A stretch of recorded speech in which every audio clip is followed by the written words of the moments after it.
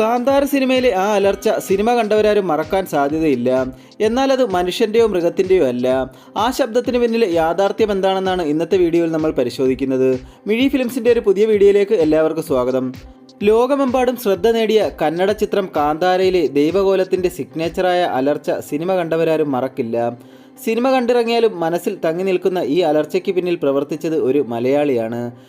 പ്രശസ്ത സംഗീതജ്ഞൻ MG രാധാകൃഷ്ണൻ്റെ മകനും ദേശീയ സംസ്ഥാന പുരസ്കാര ജേതാവുമായ സൗണ്ട് ഡിസൈനർ MR രാജകൃഷ്ണനാണ് സിനിമയിലെ ദൈവിക അലർച്ച ഡിസൈൻ ചെയ്തത്.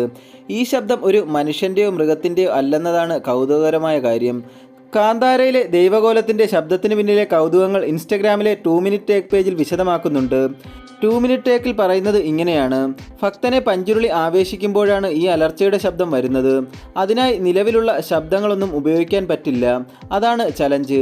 വളരെ ദൈവീകമായ, അതേസമയം തന്നെ ഭക്തി, ഭയം, ദൈവീകത, ആദിമസങ്കല്പങ്ങൾ, വന്യമായ ചിന്തകൾ ഇതെല്ലാം ഒറ്റ ശബ്ദത്തിൽ വരണം.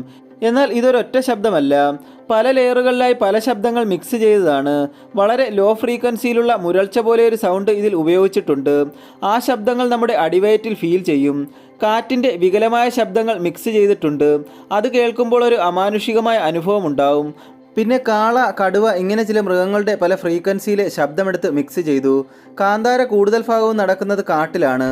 അപ്പോൾ കാട്ടിലെ ചില ശബ്ദങ്ങളെടുത്ത് അതിൻ്റെ ചില റിവർബ്, മാറ്റൊലികൾ ഇതെല്ലാം കൂടി ചേർത്താണ് ഈ ദൈവക്കോലത്തിൻ്റെ ശബ്ദം ഉണ്ടാക്കിയെടുത്തിരിക്കുന്നത്. കാന്താര 1-ാം ഭാഗത്തിൻ്റെ ക്ലൈമാക്സിൽ ഋഷഭ് ഷെട്ടി ഈ ശബ്ദം ഉണ്ടാക്കുന്നുണ്ട്. പക്ഷേ അത് അദ്ദേഹം തന്നെ ഡബ്ബ് ചെയ്തതാണെന്ന് പല അഭിമുഖങ്ങളിലും പറഞ്ഞിട്ടുണ്ട്. കാന്താര ഹിറ്റായപ്പോൾ സോഷ്യൽ മീഡിയയിൽ പലരും ഈ ശബ്ദം അനുകരിക്കാൻ തുടങ്ങി. അതുകണ്ട് ഋഷഭ് ഷെട്ടി ഒരു ഔദ്യോഗിക കുറിപ്പിറക്കി.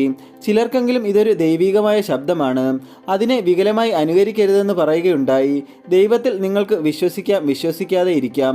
എന്നാൽ അടുത്ത തവണ കാന്താര കാണുമ്പോൾ നിങ്ങൾക്ക് ഉറപ്പിക്കാം, ദൈവത്തിൻ്റെ ഒരു ചെറിയ ഇടപെടലോടുകൂടി ഈ ഭൂമിയിൽ ഇല്ലാത്ത ഒരു ശബ്ദമാണ് രാജകൃഷ്ണൻ സാർ ഉണ്ടാക്കിയെടുത്തത്. ഇന്നത്തെ വീഡിയോ ഇത്രയുള്ള. വീഡിയോ എല്ലാവർക്കും ഇഷ്ടമായെന്ന് പ്രതീക്ഷിക്കുന്നു. വീഡിയോ ഇഷ്ടപ്പെട്ടെങ്കിൽ ഒന്ന് ലൈക്ക് ചെയ്യുക, ഷെയർ ചെയ്യുക. കൂടാതെ ചാനൽ കൂടി ഒന്ന് സബ്സ്ക്രൈബ് ചെയ്ത് സപ്പോർട്ട് ചെയ്യുക.